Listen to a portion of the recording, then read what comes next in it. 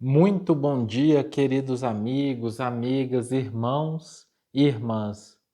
Que alegria continuarmos juntos para refletirmos sobre o Evangelho de Jesus. Elevemos os nossos pensamentos.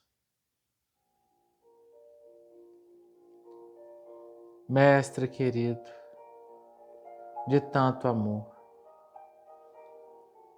mais uma vez estamos juntos, conectados pelos sentimentos e pelos pensamentos às esferas maiores, para que assim, nesta sintonia superior, consigamos expandir a nossa compreensão e assim consigamos sentir a verdade dentro de nós. Rogamos de Ti, Mestre querido, forças para que sejamos nós instrumentos da vontade maior, espalhando amor e caridade por onde passarmos.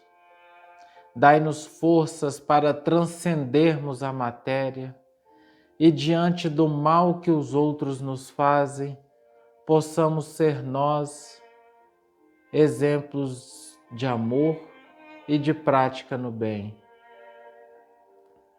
Dai-nos forças para darmos a outra face e para que consigamos compreender em plenitude que o mal que o outro faz é um problema dele. O mal que o outro faz não nos torna mal. A responsabilidade é somente do mal que fazemos. Que diante das apunhaladas da vida, das alfinetadas do dia a dia, que tenhamos a coragem de manter as nossas mãos limpas. Que seja feita a Tua vontade em nossas vidas, Mestre querido Jesus, e que essa equipe de amor possa visitar cada um desses lares que nos ouve neste momento, balsamizando as dores e trazendo paz aos corações. Que assim seja. Que assim seja. Nós estamos iniciando o estudo do capítulo 17 do Evangelho segundo o Espiritismo. Esse capítulo inicia com um texto evangélico, o item 1, que está em Mateus, capítulo 5, versículos 44, 46 a 48, e é intitulado Caracteres da Perfeição. Amai os vossos inimigos, fazei o bem àqueles que vos odeiam e orai por aqueles que vos perseguem e que vos caluniam. Porque, se não amais, senão aqueles que vos amam, que recompensa com isso tereis? Os publicanos não o fazem também? E se vós não saudardes senão vossos irmãos, que fazeis nisso mais que os outros? Os pagãos não o fazem também?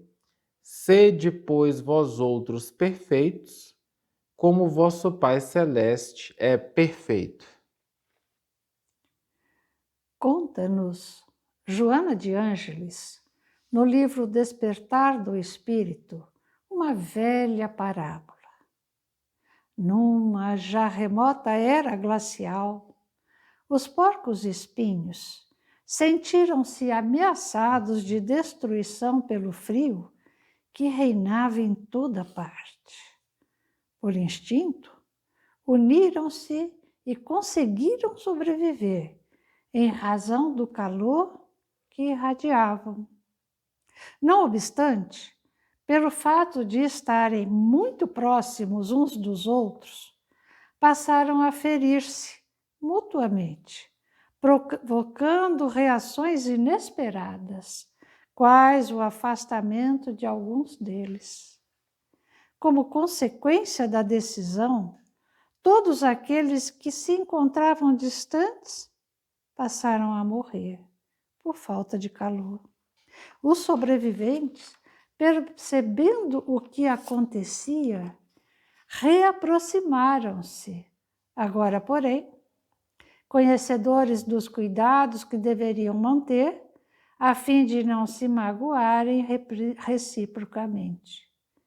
Graças a essa conclusão feliz, sobreviveram à terrível calamidade. É claro que a nossa veneranda irmã coloca esta fábula, essa história, para que a gente comece a perceber em nós mesmos se nós vamos agir como aqueles que acabaram se afastando ou como aqueles que acabaram por se juntarem, mesmo guardando os seus espinhos. E aí vamos ver aonde que está o grande laboratório que devemos e participamos. A família é o laboratório de vivências das mais expressivas, de que necessita o ser humano, no seu processo de evolução, porquanto, no mesmo clã, os indivíduos são conhecidos, não podendo disfarçar os valores que os tipificam. Não tem como esconder. Na vivência de 24, 48, 72, e aí vamos lá, né? Até que a gente coma um saco de sal, a gente se conhece perfeitamente. Não tem como. Aceitos ou repudiados por motivos que procedem de existências pretéritas, o grupo familiar faculta o romper dos laços do egoísmo, a fim de que a solidariedade, a verdadeira fraternidade se desenvolvam. Porque a gente está junto. Então a gente tem que buscar, obviamente, buscar se compreender, o que não é tão fácil assim. Nos relacionamentos agressivos, e isso que a gente vai ver agora, que em muitas ocasiões surgem na família, os opostos encontram-se em conflito recíproco e, sentindo-se impossibilitados de amar, reagem um contra os outros, deixando transparecer a presença dos sentimentos magoados. Porque, evidentemente, no núcleo familiar, não é, amigos? É que nós reencontramos, temos a oportunidade, evidentemente, de reencontrar aqueles seres aos quais a gente precisa aprender a amar. Mas não é fácil, não.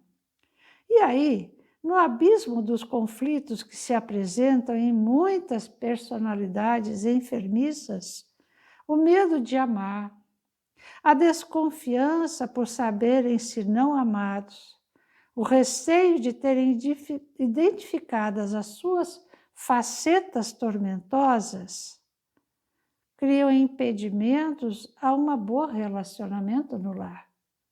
Porque nós vamos ver que ou tem muitos lares, né?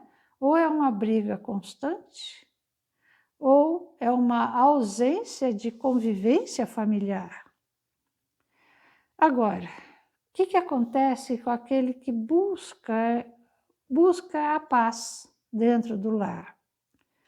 Nós vamos ver que aquele que busca ser gentil com aquele que se recusa à mudança de atitude hostil, é possível tornar o problema um valioso recurso para a prática da tolerância, o que não é fácil também.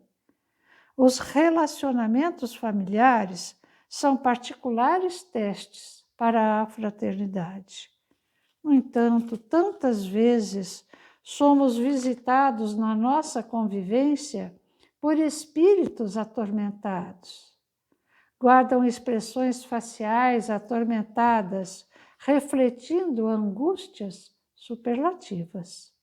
Conservam o fascínio às moedas reluzentes ou às notas acumuladas, penetrando a mão em vasa fétida, que confundem com o ouro imaginário. Vocês estão lembrados do pai do André Luiz? Quando a mãe de André Luiz conta onde que estava o pai? É exatamente isso daí. A pessoa se agarra tanto, tanto, tanto, tanto à posse do dinheiro, do ouro, que, enquanto na terra é aquele mão fechada que não serve para nada, quando retorna, vai pegar lama. Não tem outro jeito. Aí outros afirmam-se condutores do pensamento, afligindo mentes incautas.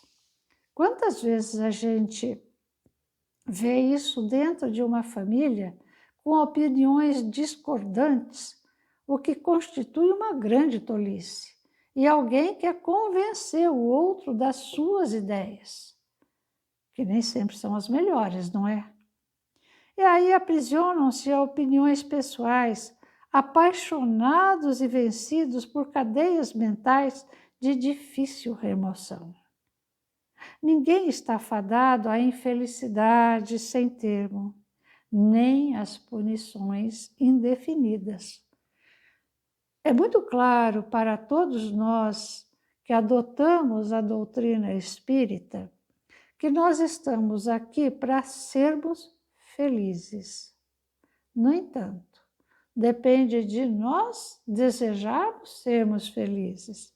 E, obviamente, isso inclui uma transformação do nosso próprio eu, do nosso próprio ego, da nossa reforma interior, do nosso autoconhecimento, da nossa reflexão, para entendermos, né, as nossas dificuldades e olharmos com compaixão as dificuldades do outro.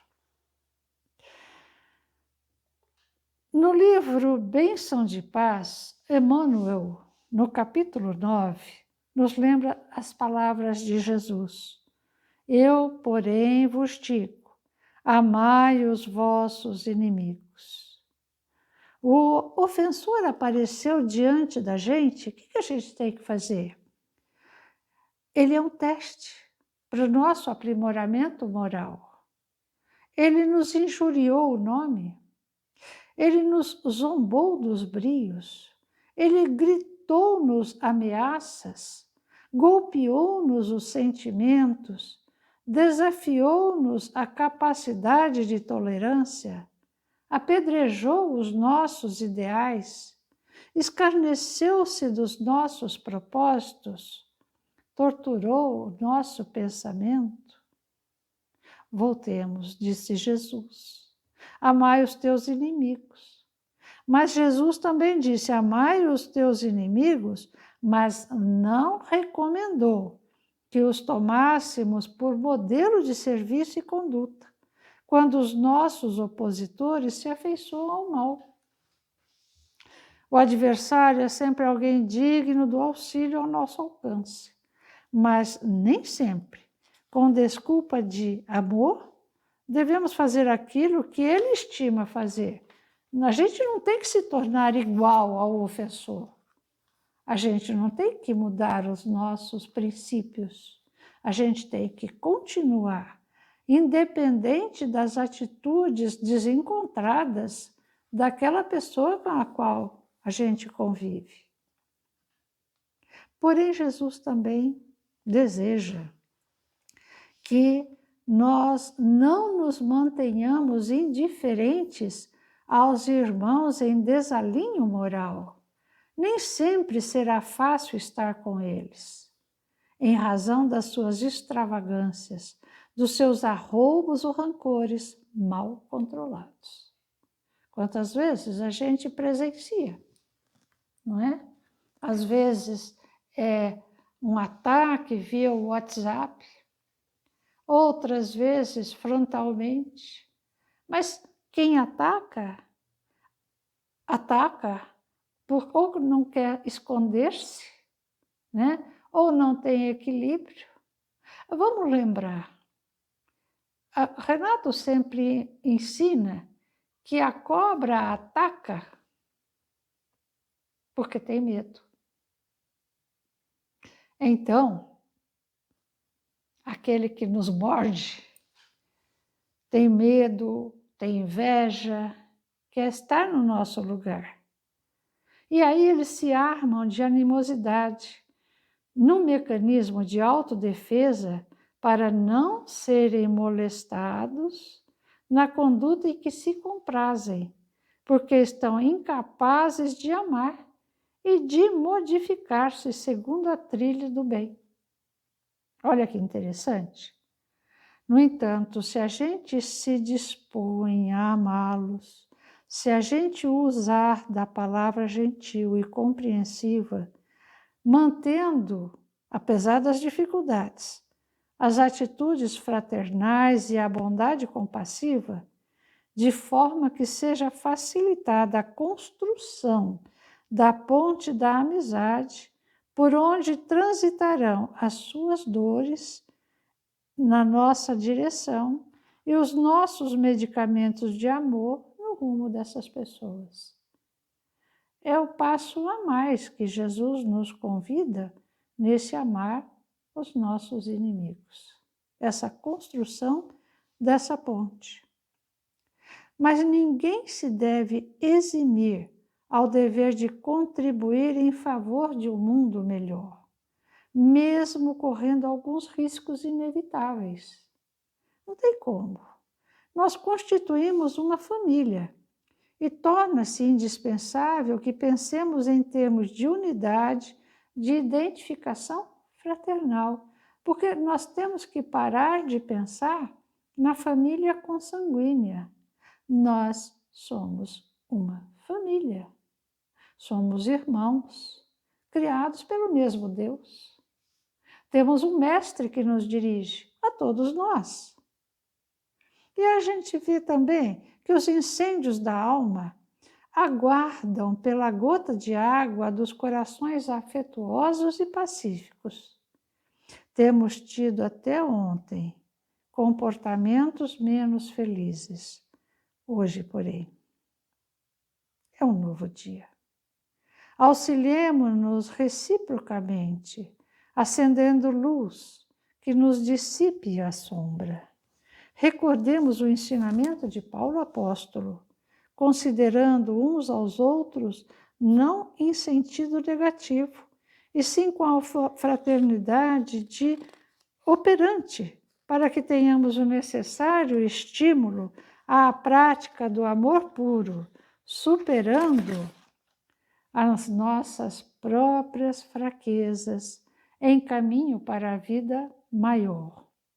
E aí, refletindo sobre tudo isso, eu gosto muito de ver as lições que são trazidas nos poemas.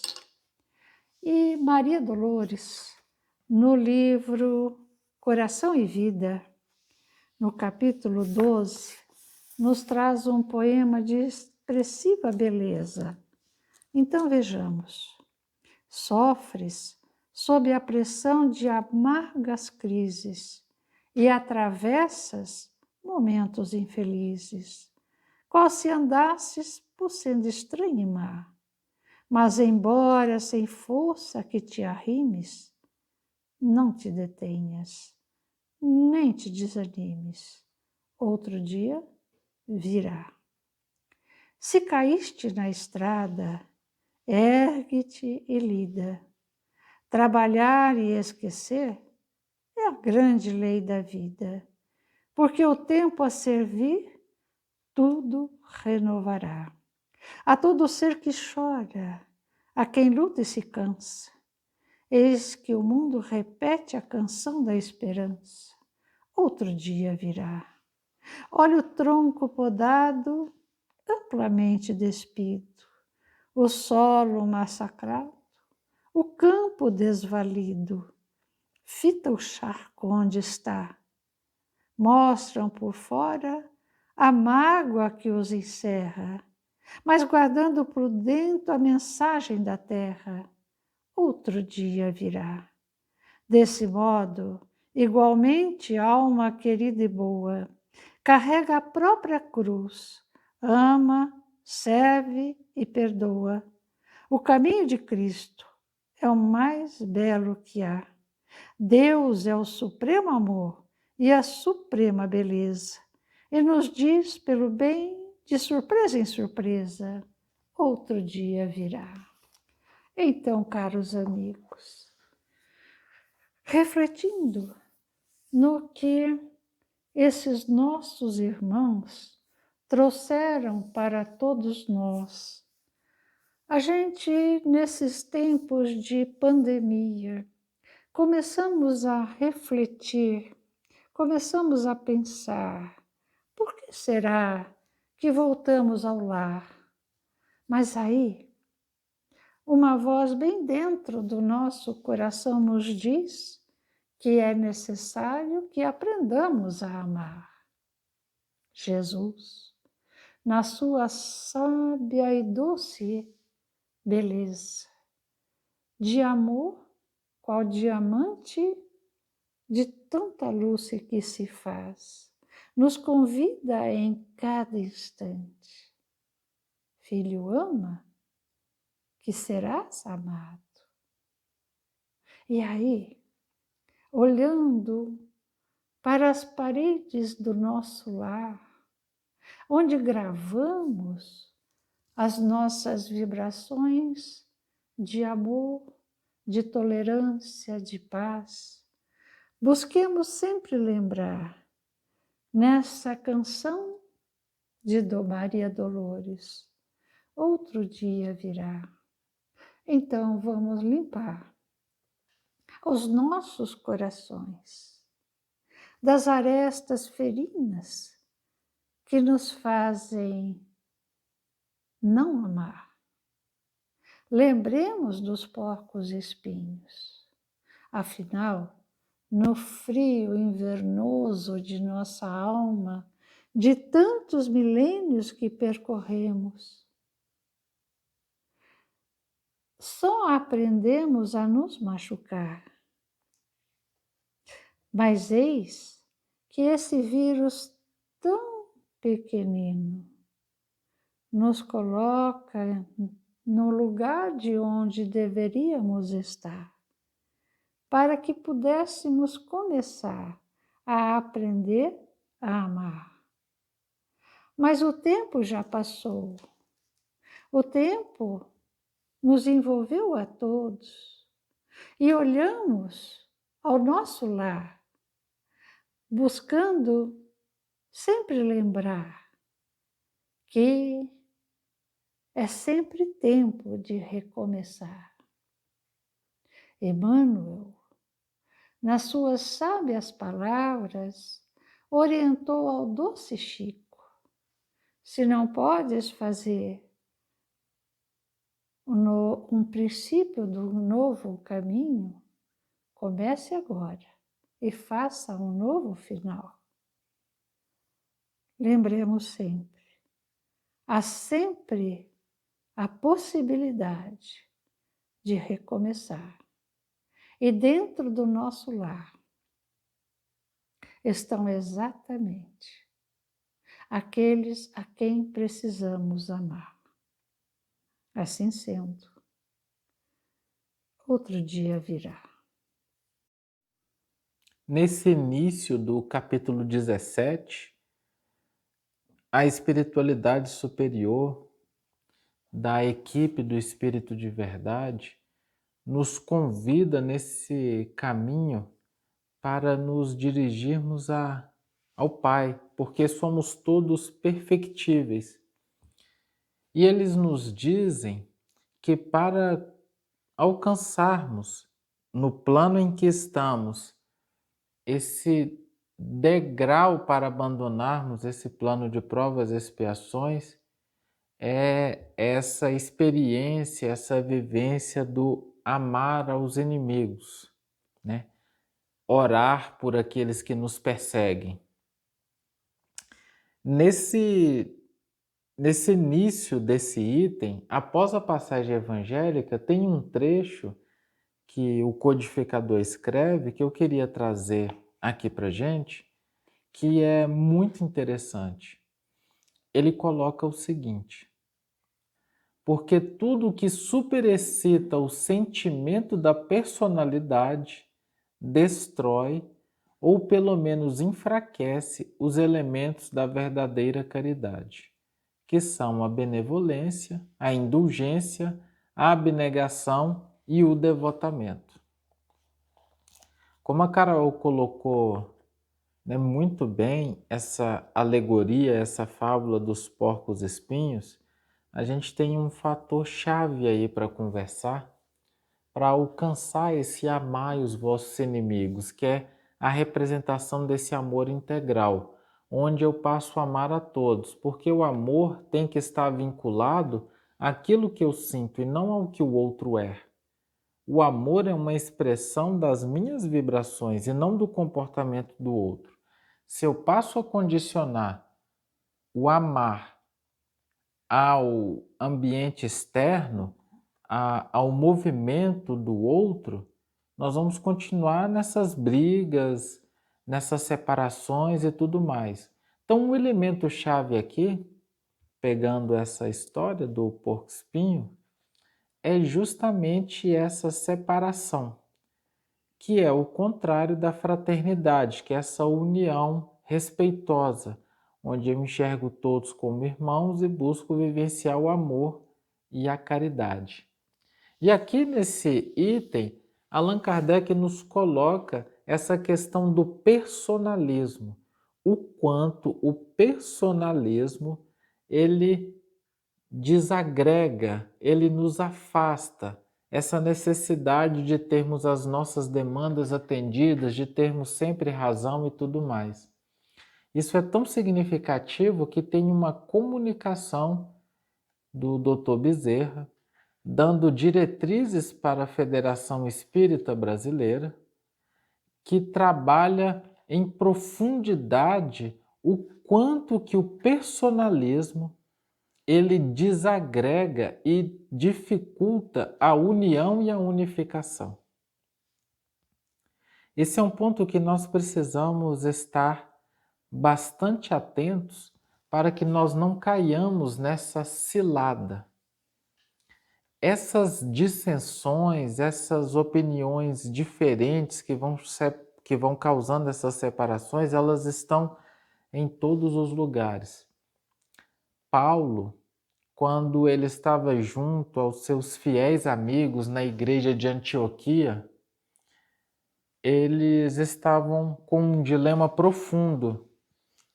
Eles estavam refletindo se eles deveriam espalhar o evangelho para todos, independente de crença, de religião, ou se deveriam restringir o evangelho aos judeus, que já tinham uma mínima compreensão do que fosse um Deus único. E no meio desses pensamentos, Paulo também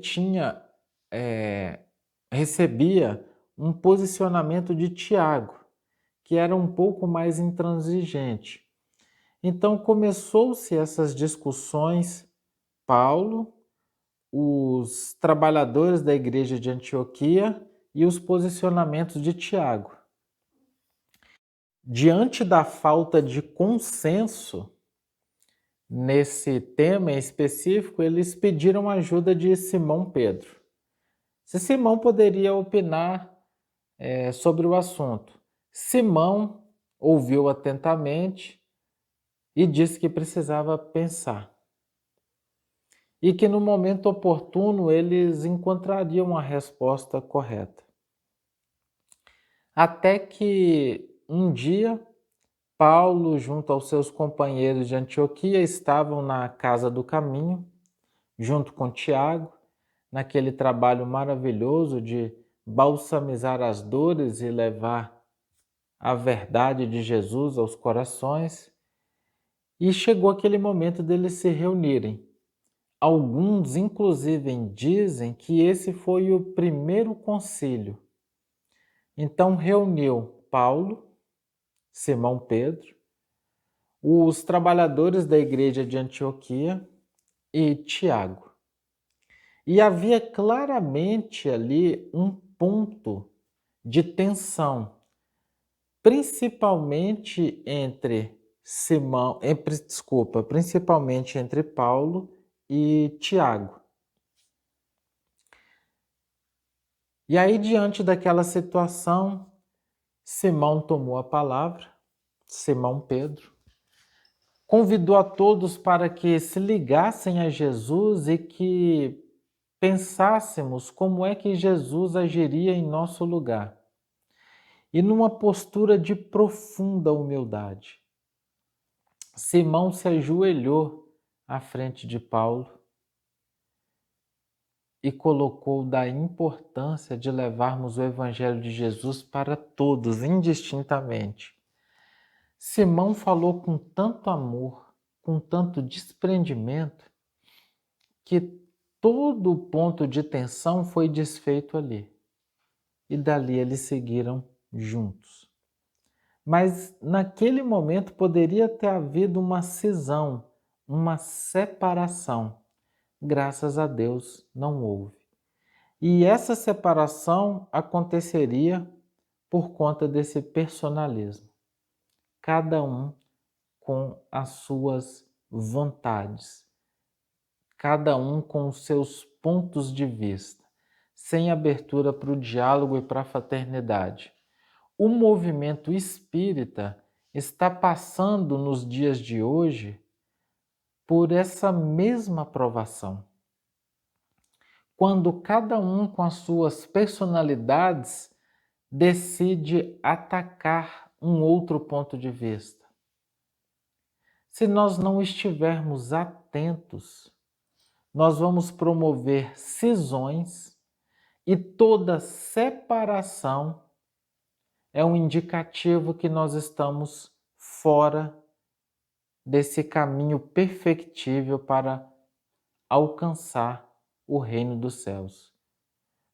Todo e qualquer movimento, decisão ou conduta que nós escolhemos pela linha do afastamento, da agressão, da separação, da sustentação das nossas vontades e da supervalorização da nossa personalidade, eu preciso de respeito, como alguém veio falar comigo dessa forma, eu sou uma pessoa muito estudada, as pessoas precisam me ouvir.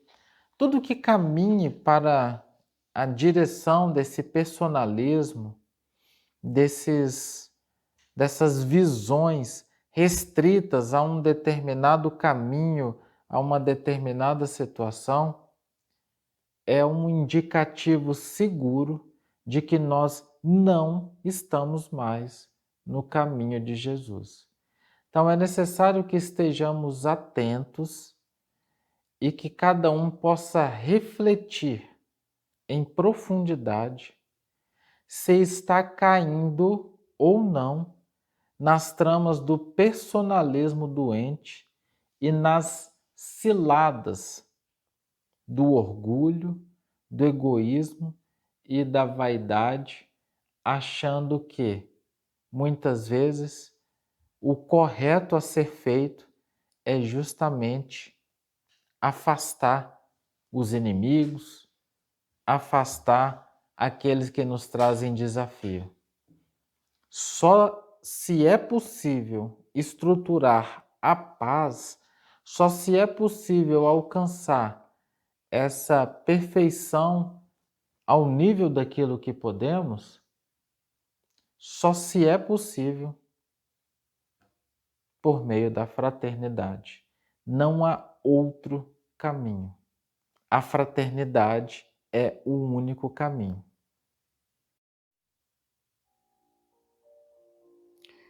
Jesus, aqui estamos todos nós a te agradecer. Agradecer, Senhor, pelo teu exemplo de fraternidade.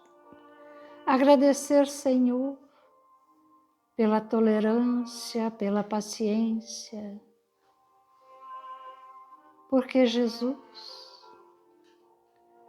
hoje compreendemos que nada precisarias escrever naquele momento, porque vós era o livro que deveríamos ler, observar e viver. Agradecemos, Senhor, pelas tardes perfumadas e tão sublimes, onde sentados perto ao grande lago, ensinava-nos as doçuras do amor e da fraternidade. Ensinava-nos, Senhor, que éramos todos irmãos, filhos do mesmo Pai. Ah, Jesus, rogamos-te por essa terra, pelos nossos irmãos em desespero. Rogamos-te, Senhor, por aqueles que não têm um lar, que não têm um alimento e que o frio começa a se fazer nos nossos irmãos do norte. Doce Jesus, envolve-nos a todos nós, como nos envolvias na doce Galileia, para que consigamos finalmente compreender que o teu exemplo de amor é a estrela guia que precisamos aprender a viver. Sê conosco, doce e meigo Jesus. Auxilia-nos a estarmos contigo. Que assim seja. Que assim seja.